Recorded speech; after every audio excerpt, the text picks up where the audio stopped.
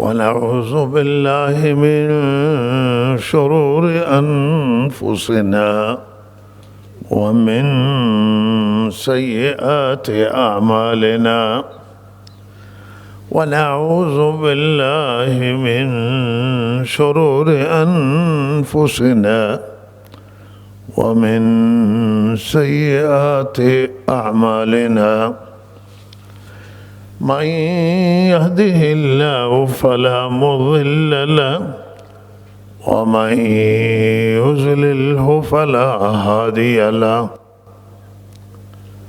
وأشهد أن لا إله إلا الله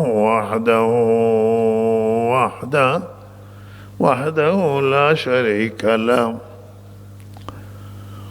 وأشهد أن سيدنا ونبينا ومولانا محمدا عبده ورسوله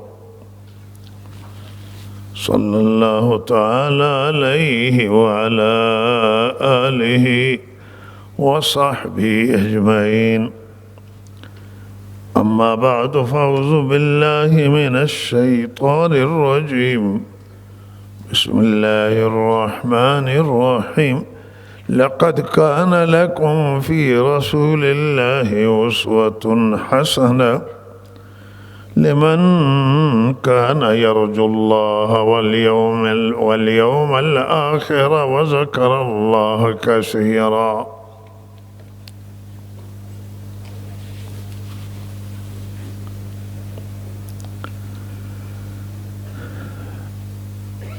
الله رب العزت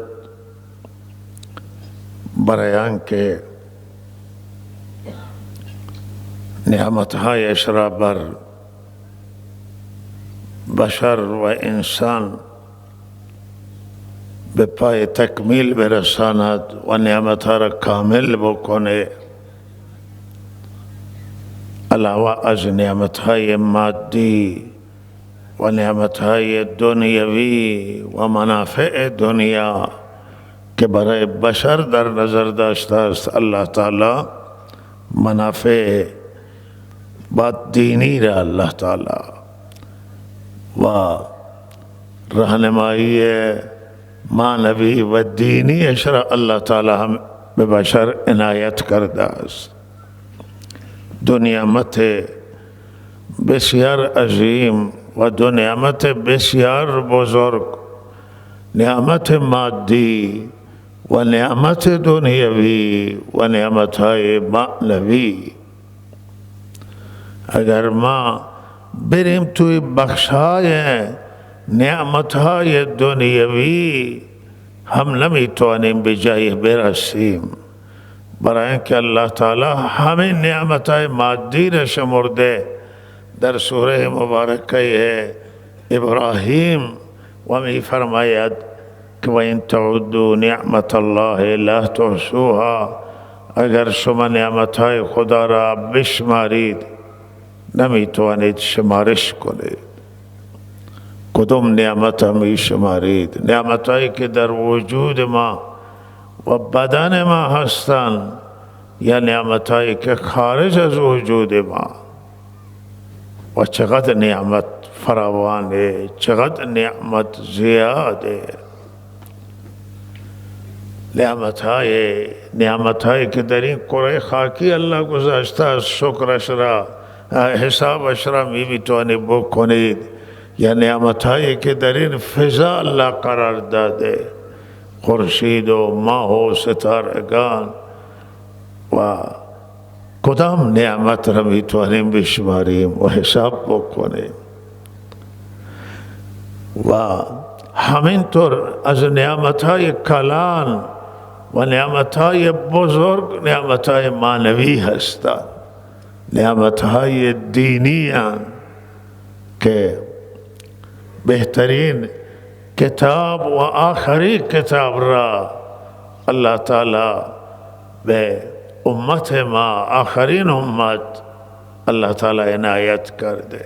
و قبل از دین اسلام، قبل از این امتهای پیشینن که الله تعالی اونها را هم از همین نعمت معنوی بهره‌مند و برخوردار کرده است. و این آخری کتاب و بهترین کتاب و این آخری پیامبر هست که خاتم النبیین و آخری پیامبر هست و بهترین راهنمایی ها را برای جامعه انسانی، جامعه بشری، برای بشر و انسان در زمینه‌های مختلف آورده است.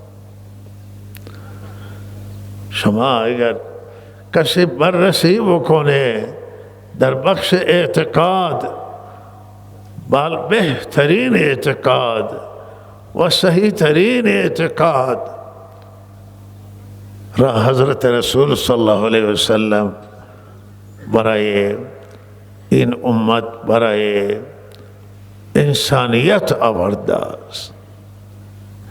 و اگر در بخش عمل کرد بریم و احکام الهی را نگاه کنیم، بهترین احکام نورانی، احکام زیبا را رحمت للعالمین محمد امین صلی الله علیه وسلم برای ما آورده که عمل به این احکام ما را می سازد. این احکام و تزکیه می کنند، به وارستگی می رسانند.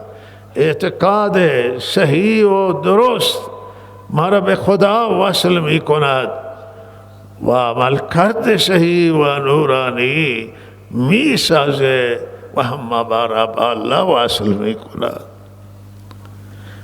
بهترین اخلاق و اخلاق زیبا که در روایت حدیث آمده است، حدیث صحیح آمده که بعثت لأتمم مکارم الاخلاق، من الله تعالی مبعوث داشته تا پروژه اخلاقی که همه انبیا معلم آن بودند، من این پروژه اخلاق را به پای تکمیل برسانم. آن حضرت همه چیز را به پای تکمیل رساند، هم پروژه اعتقادی و هم عمل کرد و احکام و هم اخلاق. بهترین اخلاق تعلیم داد، بهترین معاشرت را آن حضرت صلی الله علیه وسلم، زندگی با دیگران، حقوق انسانها.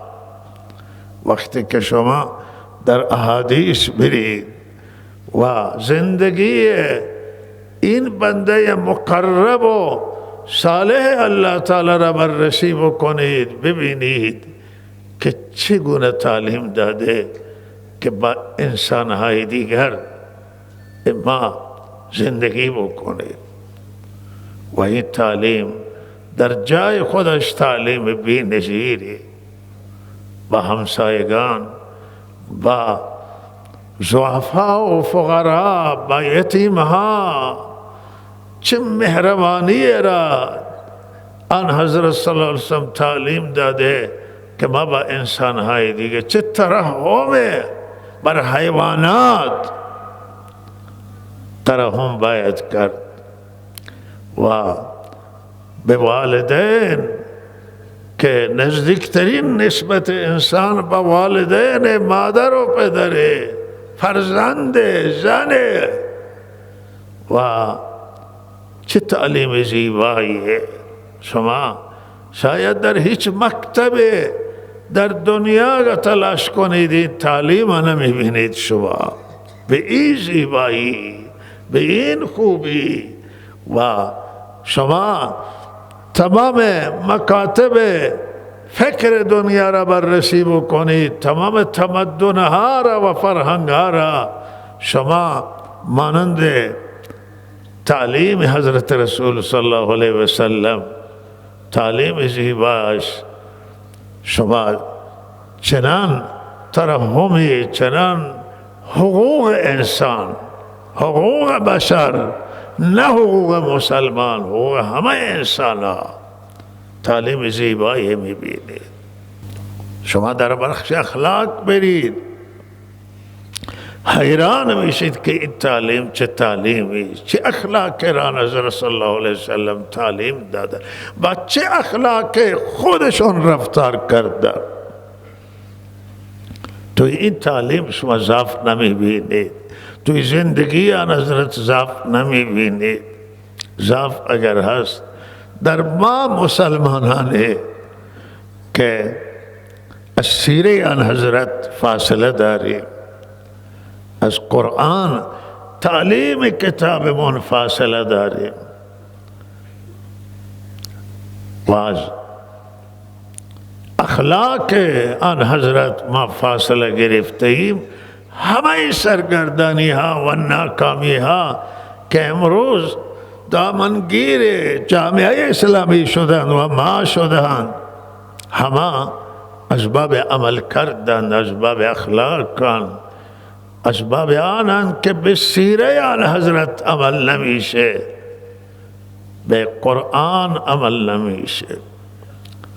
به این مجموعه دین که دین یک مجموعه کامله انسان سازه که انسان می سازه و انسان نمونه می کند و انسان واقعی می گردانه. از این فاصله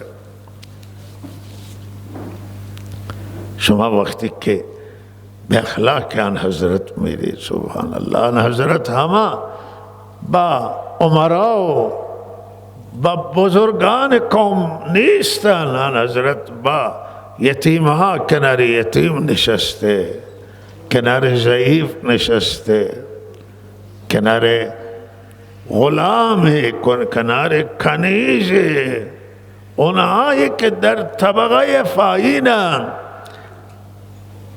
در طبقه پایین قرار دارند، در طبقه ضعیفن. با ضعیف ها آن حضرت بیشتر نشسته و چنان مردمیه و در میان مردمه که یک کنیز هم آن حضرت را میکشه که با او کار داره و جدا میکنه و صحبتش را مطرح میکنه. راه او را یک پیرزن راه آن حضرت را میگیره که با آن حضرت کار داره. آن حضرت با او میسته، جماعت ایستاده، جماعت نماز. حدیث است که اقامت هم شده، کسی دست آن حضرت را گرفتن و گفته کار داری. آن حضرت ایستادن، صحابه ایستاده، حرف او را گوش میکنه که حرفش تکمیل بشه. نماز بعد خوانده میشه، صحابه ایستادن بیستن، این حرفش تکمیل بشه. نگه حرف من کامل نشنیدم، به حرف من توجه نشد. حرف همه را میشنود. هیچگاه آن حضرت خوب توجه کنید که با یک طیف خاص مشوره نکردن، با طیفهای مختلف مشورت کرد. با زنان مشوره شده، با جوانان مشوره شده و چه بسا مشورت جوانان در احد آن حضرت قبول کرد. اصرار جوانان، مشورت جوان، طیف خاصه و مجموعه خاصه برای مشورت آن حضرت نبودی. این سیره آن حضرت با طیفهای مختلف، تفکرات گوناگون و نظرهای مختلفه جمع‌بندی کرده و جمع‌آوری کرده که نظرات مختلف چه میگه. و همین سیره خلفای راشدین، همین سیره بزرگان اهل بیت، خصوصا سیدنا علی رضی الله تعالی عنه، حسن و حسین، حضرت زهرا، اینا هم همین سیره آن حضرت صلی اللہ علیہ وسلم. حدیث یادم آمد که وقتی که صحبت این بود که خلیفه بین حضرت علی و حضرت عثمان چه کسی خلیفه آن حضرت باشه، حضرت علی فرمودند که اگر من شدم که به هر حال من به سیره آن حضرت عمل میکنم. ولی حضرت عثمان انتخاب شد، تاکید کردن که به سیره حضرت رسول عمل بکنه. چقدر این توصیه زیبای سیدنا علی رضی الله تعالی سیره آن حضرت مطرح بود. کسی که فرمود من و کسی که یتیم پرورش میده، من و او در جنت مثل این دوتا انگشت خواهیم. انا و کافل الیتیم کهاتین، من فرمودم و کسی که یتیم پروری داره اینطور به هم نزدیک. ترحم بر یتیم، ترحم بر ضعفا و فقرا و اینها در سیره طیبه نبوی نبوت وجود داره. و شما ببینید که با اسیران چگونه رفتار کرد. شما توی سیره آن حضرت نمی بینید که یک اسیری را آن حضرت بکشه. کل اعدام ها در زندگی آن حضرت از شمار یک انگشت کمتر شاید باشه نمی گذرد. قصاص جای اجرا شده، قصاص دستوری الله تعالی. کسی که کسی را قصدن بکشه، قصاص بان حضرت ترغیب هم به گذشت داده است، حدیث موجوده.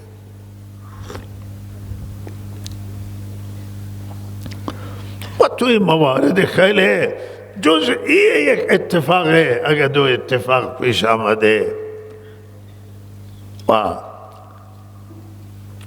گفته شده از این منبر و جاهای دیگه شنیدید و خواندید شما که مکه را که فتح میکنه چگونه رفتار میکنه. خیلی مردم گفتن که دیگه مکه صاف میشه، مکه را میکشند مردم مکه را، چرا که آن حضرت خارج کردند، از اخراج کردند از مکه، صحابه را اخراج کردند. هجرت به اختیاری نبوده، اینها جانشون به خطر بوده که هجرت کردند. و بعد از هجرت هم 13 سال قبل از هجرت و اذیت و آزار و شکنجه مسلمانان و 8 سال بعد از هجرت، 6 سال البته جنگ بود و درگیری ها بود و بعد صلح شد تا 2 سال. ولی در همین صلح هم به مسلمانان ضرر رسوندن. و روز فتح مکه که آن حضرت می فرماید، وقتی صحابی می گوید یکی که الیوم یوم الملحمه، امروز روز خونریزیه، و آن حضرت می فرماید وقتی این حرف می رسانم به آن حضرت میگن الیوم یوم المرحمه، امروز روز ترحمه. دین اسلام دین ترحمه. و اگر در دین اسلام ترحم نباشه چه چیزی در دین اسلامه؟ ترحم زیبایی در دین اسلام، رحم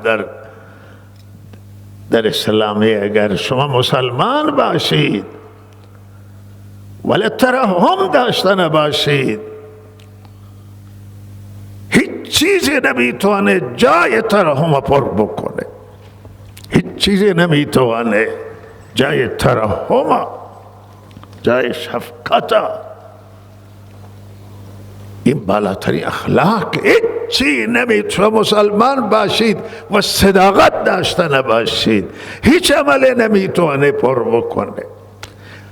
هزاران بار برید به آنجایی که ثواب میرسه، برید خانه کعبه را زیارت کنید، برید به عقیده عزیزان ما به کربلا برید و به زیارت امام هشتم امام رضا برید و همه جا را برید. ولی اگر ترحم نباشه، حضورتون در صحرای عرفات نجات شما نمیشه. این مهمه، صداقت مهمه. دروغ دشمن، همونطور که مردم میگن که دروغ دشمن خداست، یعنی دروغگو دشمن. دروغ همه چیز از نابود میکنه، میگذارد. صداقت، امانتداری و یک رنگ، انسان یک چهره باشه، یک رنگ باشه، این اعمال بزرگ، اخلاق بزرگ، حیا، عفت، همه اینها از اخلاقهای بلند و بالا. آمین. این روزها از اعدام به هر حال خبرهای است که در این روزهای اخیر تعداد زیادی را به اعدام کردن به جرم مواد مخدر و تقریباً 20 و بالاتر از 20 آمار میدن که اینها از همین مردم بلوچند و مردم سیستان و بلوچستان. بسیار جای تعجب هست که این از شهرهای مختلف در یک تاریخ و یک هفته بالاخره افراد اعدام میشن که این زن و بچه دارن و چه کسی بچه های اینها را سرپرستی میکنه، چه کسی کفالت میکنه؟ آیا حکومت مسئولیت نداره نسبت به رعیتش؟ هر حاکمی باشه، حکومت ها نداره مسئولیت نسبت به یتیم ها، نسبت به زنهای اینها؟ و اینها مادر دارن و مادر چه داغی داره، پدر دارن، پدرانشون چه داغی دارن، خانواده و برادر دارن، فامیل دارن و چه درد ایجاد میشه. با اعدام ها چه اندازه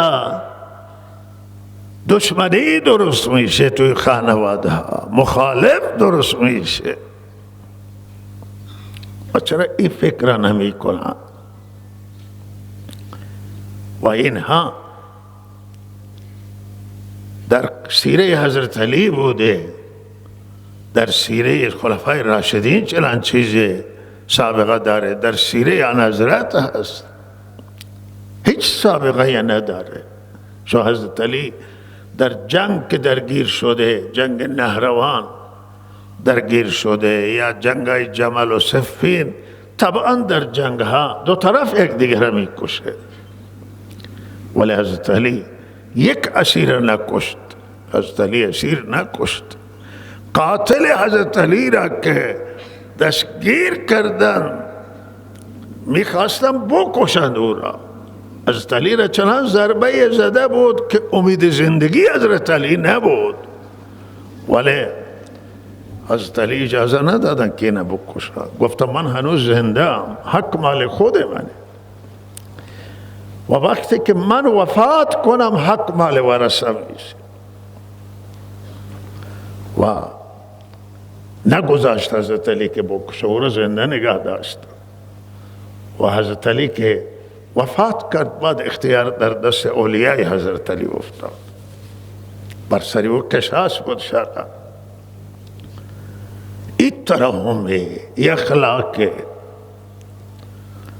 و ما در منطقه‌ای که بسیار محروم منطقه بلوچستان زندگی میکنه، دامنه لوت کبیره، آب فرق زیادی نیست برای کشاورزی، هواش گرمه و شغل نیست. آیا حاکمیت، حکومت، دولت ها کارگاه اینجا ایجاد کردن برای مردم؟ آیا کارخانه زدن؟ آیا معادن فعال کرده؟ آیا پتانسیلی که در استان مرزن، دریای معادن، در کدام قسمت شما شغل ایجاد کردید؟ حکومت ایجاد کرده که مردم اعدام میکنه. این مردم اعدام کردن. شما او زمانی که بگی آقا برید تو کارخانه کار کنید، چرا کارخانه کار نکردید؟ چرا توی کارگاه نرفتید؟ چرا فلان شغل؟ مردم بیکارن. و مواد مخدر ضررهای سنگینی داره و یکی از موادهای خطرناکه. ولی آیا شما برای مردم شغل ایجاد کردید؟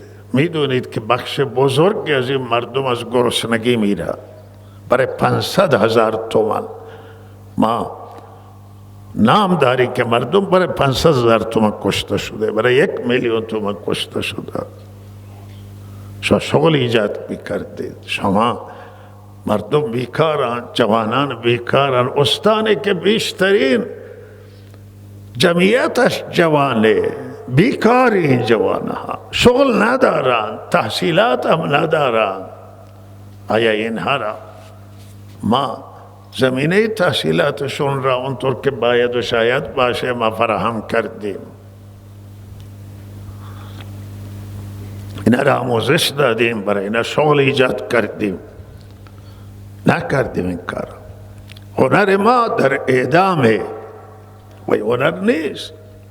قانونی را که تصویب کردن، این قوانین اعدام و جزایی کشور که از مجلس هم رد شده و تصویب شده است، نه با سیره حضرت که مطابقت داره، نه با سیره حضرت علی مطابقت داره، نه با فقه اسلامی موافقت داره.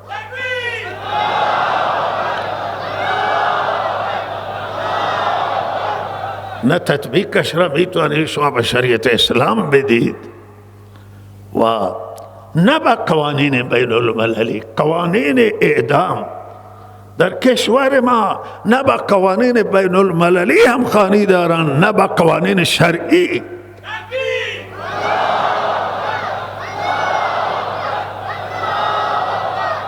و یک مشکلی که ما داریم از اوائل انقلاب 44 سال، هر قانونی که تصویب شده دیگه 2 مرتبه دست نخورده است، بنده است. توی همین قانون اساسی بنده های ما داریم که کشور را فلج کرده است. بنده های مصوبات را خبرگان تصویب کرده که کشور را با این چالش کشیده، ولی تا حالا دست نخورد. و تمام دنیا برخلاف تمام دنیاست. دنیا یک قانون تصویب میکنه و نگاه میکنه. آقای قانون به نفع به ضرر. اینها همه قانون ها که در دنیا تصویب میشه و این قانون ها قانون آسمانی نیست. عقل بشره. بشر اشتباه میکنه. بشر دچار اشتباه میشه. ما نه اونایی که بالاتر از ما بودن دچار اشتباه شدن، ولی اشتباهشون اصلاح کردن. و این قوانین بسیاری هم که جواب نمیدن. بسیاری بنده ها در قانون اساسی که جواب ندادن، کشور را به چالش کشیدن و نباید جا به جا بشه، نواز بشه.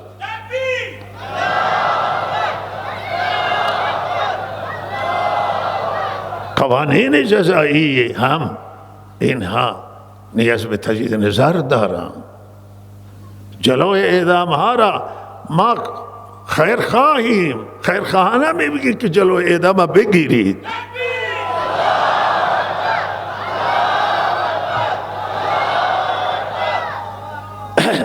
اعدام، کشتن، اصلا و حدیثی این سیره آن حضرت که پیشنهاد داده که رسول الله منافقین اخبار مسلمانان می بردن، دشمنان مسلمانان تحریک می کردن علیه مسلمانان و شما این منافقین قتل بکنید، بکشید. آن حضرت فرمود سزای اینا قتله.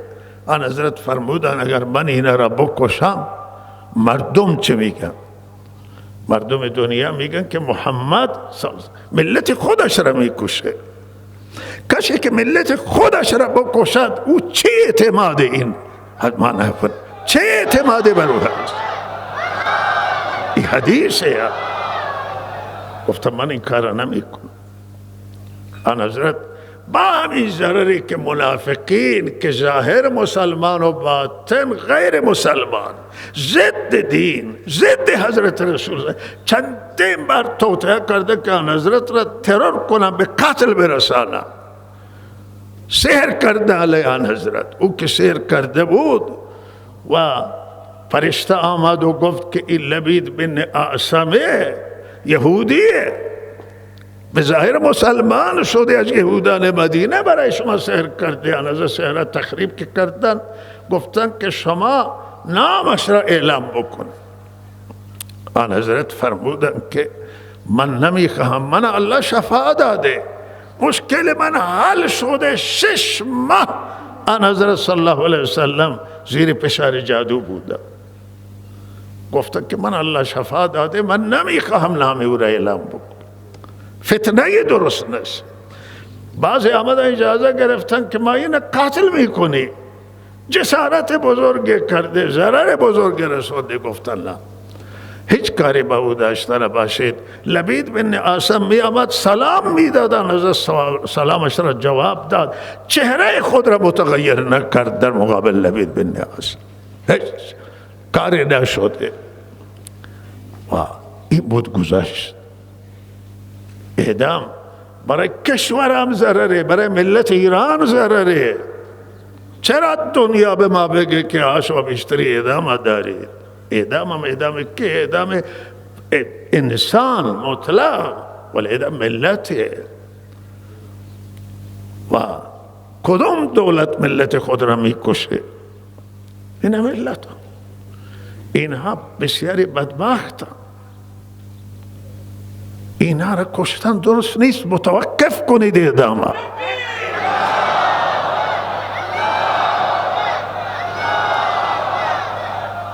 متوقف کنید. زدن کسی که اعتراض داره و سلاح نیامده، حرف داره، زندان نکنید کسانی را که حرف دارن، سخن میگن، بگذاری حرف بزنن. این حرف به نفع به خدا قسم. بالاترین ضرر را به کشور ما کسانی زدن که نگذاشتن جلو انتقاد گرفتن. بالاترین ظلم به کشور ما، بالاترین ظلم به جمهوری اسلامی، بالاترین ظلم به خود رهبری اونهایی کردن که نگذاشتن کسی انتقاد کنه.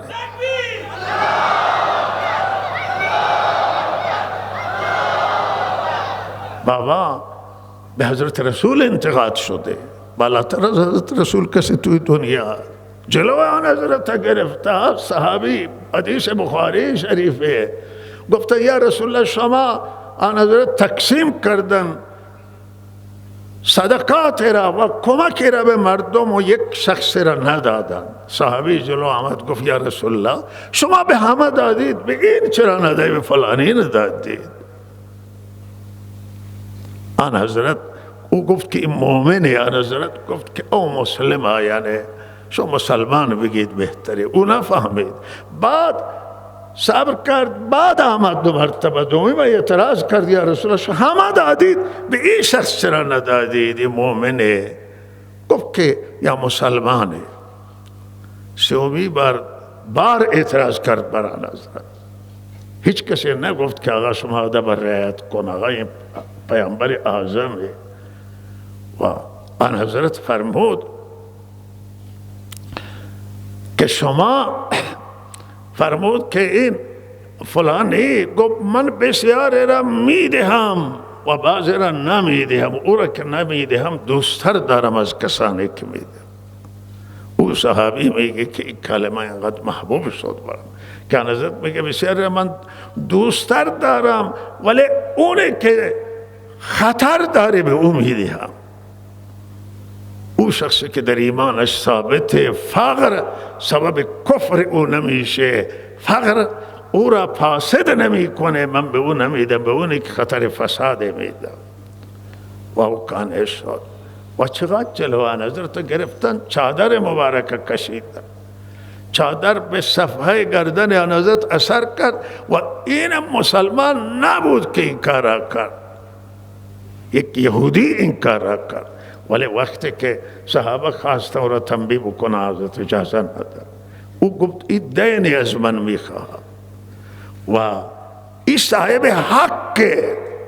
و این آموزش ببینید، فرمودن و ان لصاحب الحق مقالا، صاحب حق اعتراض داره، حق گفت این حق اعتراض بر من داره، فشارش آمده، برید اون چی که او میخواهد بهترش را به او بدید.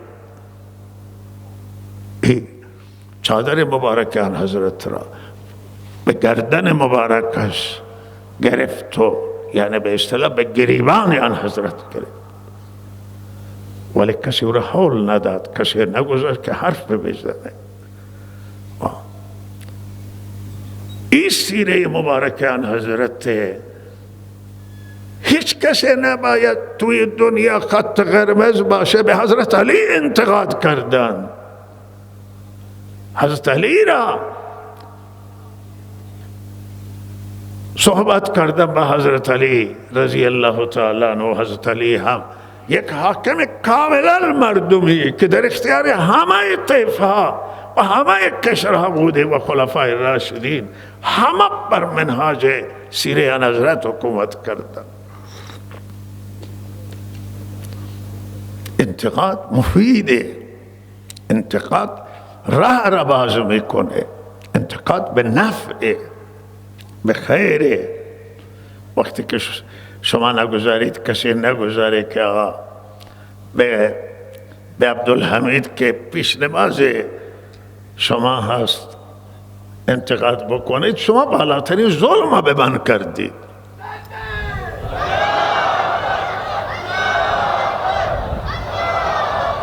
تب من انتقاد نکنید، من راهم را نمیتونم پیدا بکنم، من عیبم را نمیتونم، عیب کارم را من نمیتونم اصلاح بشم. شما نخبگان نگذاشتید، نخبگان جامعه را که با بزرگان این قوم ارتباط بگیرند، مشکلات کشور را بگن. و الان شما ببینید کشور با یک چالش جدی و با یک بنبست کامل روبرو شده است. شما الان همه اصناف اعتراض دارن، همه مردم میگن که پولشون از اعتبار افتاده.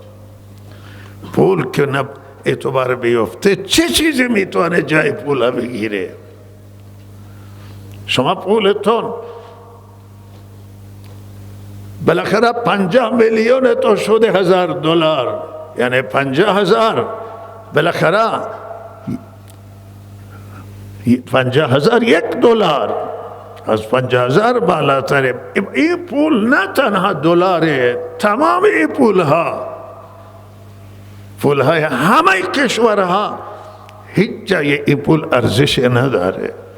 و با این چگونه میتوانه کارگر شما امروز حقوقش را اضافه میکنید، فردا 2 مرتبه این کارگر میاد، پس فردا میآید. شما من شنیدم که از مسئولان گفتن یک مبلغ اضافه بکنند به بازنشسته ها، به کارگران. ما توی همین کار کوچکمون، همین مدرسه، بالاخره حسابدار ما اینجا نشسته، 1 سال چند بار حقوق اضافه کرده. ما اضافه میکنیم هیچی، اضافه میکنیم هیچی، چون پول داره ارزشش از میفته. همه مردم، هر کسی در هر بخش کار میکنه نیاز به کارگر داره، کارفرما هست، کارگره، و لحظه نمیتونه هر چه که بده نمیتونه رضایت اینها را بگیره. دامداران، کشاورزان، تجاران، شرکتان نمیتونند که رضایت کارگرایشون داشته باشند. پول باید برگرده، شما پول باید برگردانید. تا پول بر نگرده. این همین اینجا همین بیانه 1,000,000 تومان 1,000 دلار بوده، 800 تومان 400 تومان اینجا 1,000 دلار بود. و حالا این پول کجا رفته؟ این پول باید شما برگردانید. علاجش اینه. اینجا کسی که 10 میلیون درآمد داشته، 10 میلیون 10,000 دلار بوده، 3 میلیون تومان حقوق داشته، 3,000 دلار گرفت بوده، حالا 50 میلیون 1,000 دلار. ای بالاخره پول ملی شکست خورده، کمر پول ملی شکسته است. و این طیف‌های مختلف، اصناف مختلف، همین شما نیروهای مسلحتون گرسنه، شما کارمندانتون گرسنه، شما وزارتخانه هایتون همه روحیه را از دست دادن. واجبی حقوق میگیرن. حقوق کسی که 7 میلیون میگیره میشه 100 و خورده دلار. 8 میلیون تومان میگیره 10 میلیون بگیره آقا، 10 میلیون میشه 200 دلار. با 200 دلار دکتر میتونه زندگی بکنه، پزشک میتونه. با 200 دلار کارگر نمیتونه زندگی بکنه. و این کار اساسیه. شما تحریم ها را این همه فرصت داشتیم، ما تحریم ها را نتوانستیم که ما حل بکنیم. هسته‌ای چه اندازه ارزش داشت و حیاتی بود برای ایران که ایران به اینجا بیاره برسانه. شما این همه فرصت داشتید، شما مشوره نکردید با مردم. حرف مردم بسیاری بودن که گوش نکردید. همه ما دلسوزیم، همه ایرانیم، بالاخره هم وطنیم و بازو یک دیگرانه هم وطنان. گفتم به شما بالاخره مسئله حل کنید. شما مسئله باید حل میکردید، تحریم نمیگذاشتید. گفته که تحریم، بعضی گفته که تحریم نعمت است و ملک آباد میشه، بعضی گفته کجا شد آباد. بالاخره شما این تحریم به نفع افراد بود، اشخاص بود، به نفع آقازاده ها بود که نفت بردن فروختن و توی بازار سیاه و استفاده کردن، به نفع ملت نشد.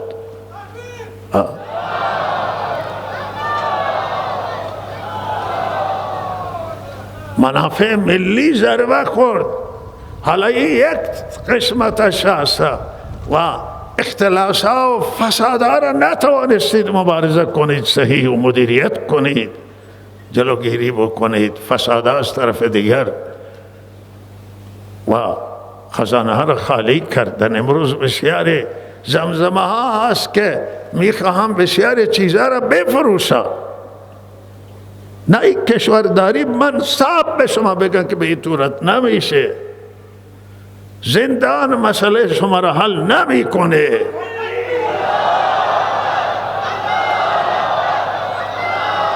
حالا علما را بسیاری را گرفته زندان کرده. علما گلایه دارن، اینها مدرسان، این کارشون این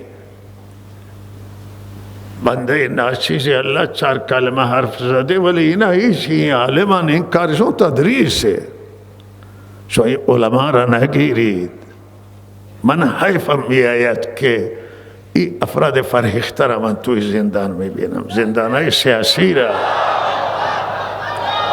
آقا این حرف میزنن، به هر کسی میخوان انتقاد کنم بکنم. بعض نامه نوشتم برای مقام رهبری، اینا را گرفتن زنده. بابا شما چرا اینا را زنده میکنید؟ اینا نامه نوشتن، نامه نوشته انتقادی کرده، حرفی زدن. با اینا بشینید، اینا را ببرید پیش مقام رهبری که نه حرف دارن. نباید اطراف یک شخصیت که همه چیز را الله تعالی به دست او داده و ملت به دست او داده یا قانون داده، اطراف او را طیف خاصه بگیره. توی بعضی کشورهای دیگه هم مشکلاتی هست. هر جا این اتفاق پیش بیاید مشکل درست میشه. باید هر کسی که مسئول در اختیار تمام طایفه باشه، هر کس حرفش را بزنه. سیره آن حضرت، سیره حضرت علی خلفای راشدین. و با زندان من به صورت قطعی میتونم بگم که من چنان قطعیم توی دیدگاهم در این مسئله که اگر من اینجا سوگند هم بخورم میدونم که مسئول و ذمه نمیشه، که زندان نمیتونه حل کنه.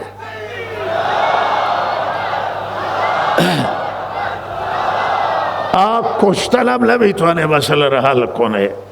نشست مسئله را حل میکنه، گفتگو حل میکنه، شنیدن نظر مخالف، شنیدن نظر منتقد میتونه مسئله را حل بکنه.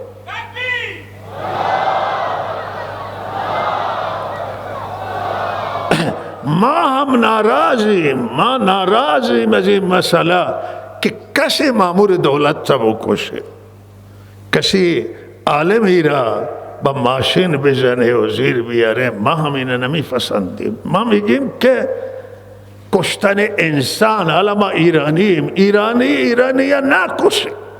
من جمعه گذشته توصیه کردم به نیروهای انتظامی، نظامی، بسیج، گفتم مردم نزنید، مردم ایران هم. شما ایرانی هستید، شما فرزند همین ملتید، شما نمیتونید از این مملکت جای دیگه فرار کنید و زندگی بکنید. شما باید در کنار همین مردم باشید. اینا ایرانی هست. شما ایرانی رو نزنید. توصیه من به ایرانی هم همینه که شما این مامورین رو نزنید. بالاخره این مامورین رو نزنید. کشتن انسان درست نیست. هموطن که ما هستیم منافعمون مشترک هست. زندانی های تونا همه زندانی های حرفه، این نقصه را قبول دارید، زندانی های تونا ول کنید. این زنان زندانی، مردان زندانی، دانشگاهیان، علما، آقا بگی که مشکل چی پیش آمده است. بشینید. چند سال قبل من همین منبر گفتن که شما تریبون آزاد بگذارید، یک تریبون آزاد که مردم انتقاد دارد دستگاه قضایی بیا اینجا حرف بزنن، از قانونهای جزایی اعتراض دارم یه حرف بزنن، از مجلس بیا اینجا حرف بزنن، از رئیس جمهور بیا اینجا حرف بزنن. من نگفتم که از رهبری، ولی اعتقاد من اینه که به نفع رهبری و به نفع همه مقامات آنه که در تریبون آزاد مردم حرفشون بزن. این بهتره از هر کسی اعتراض دارد. ما توی دین اسلام نداریم چنان چیزه که بعضی خط قرمز، یکی برای من پیغام فرستاده بود که شما خط قرمز ما را پا گذاشتید. من گفتن یکی را که شما بگو که شما جلوتر خط قرمز پایمال کردید.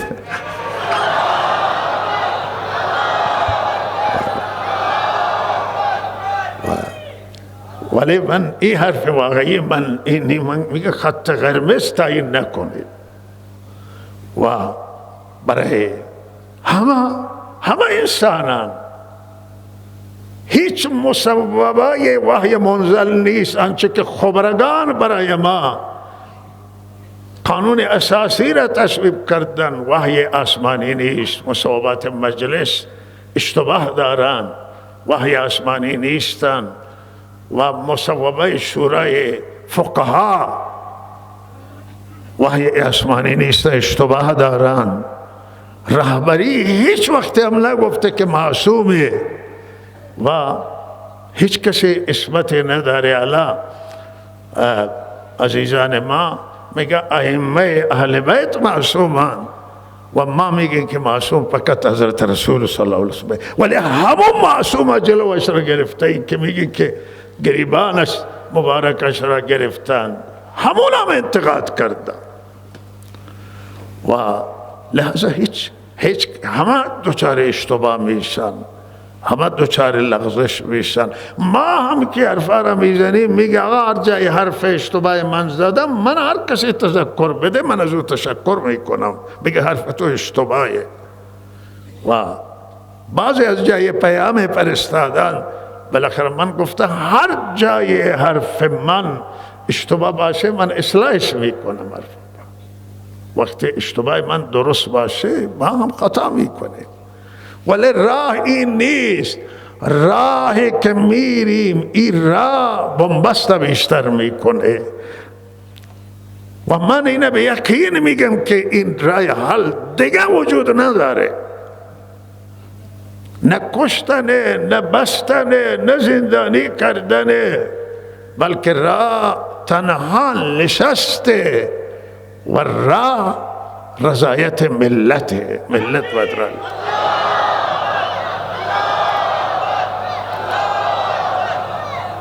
این میتونه که مشکل ما را حل بکنه و الله تعالی توفیق هدایت کنه همه را که صحیح فکر بکنیم، درست فکر بکنیم و با همه ملتی که ملت ایران و یکی از بهترین ملت های دنیا و کشورشون یکی از ایران یکی از سرمایه‌دار ترین کشورهای دنیا است و بالاترین ثروت این کشور ایران انسانهای نخبه و انسانهای مستعدن که الان بسیاری زندگی نتوانسته اینجا بکنن، فرار کردن از ایران و بیرونن. اینا را بخواهیم باید ایرانی هایی که بیرون برگردن به ایران، باید دلار برگرده به حد اکثر دلار، به هر حال 1,000,000 تومان $1,000 باشه. این آسانه، راهش هم هست، راهش آسانه. شما اجازه بدید تا ما او طرح بگیم به شما که طرحش چیه.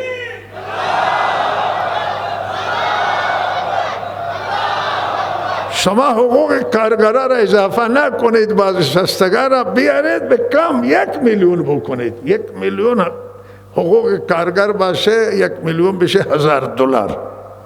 کارگر چه میخواد؟ کارالت $100 میگیره، 150 میگیره، ولی وقتی که $1,000 بگیری کارگر میتونه منزل بسازه برای خودش همه زندگی و هیچ کسی از ایران فرار نمیکنه. راه برگشت اینه که دلار برگرده، اعتبار تومان برگرده و این راه درست شدن اقتصاد امروز ثبات نداره. چرا که سیاست ما ثبات نداره. ثبات سیاسی نباشه هیچ ثبات نخواهد بود تو مملکت، همه چیز در تزلزل خواهد بود. الله تعالی توفیق بده همه ما را به راه درست راهنمایی بکنه و آخر دعوانا الحمدلله رب العالمین.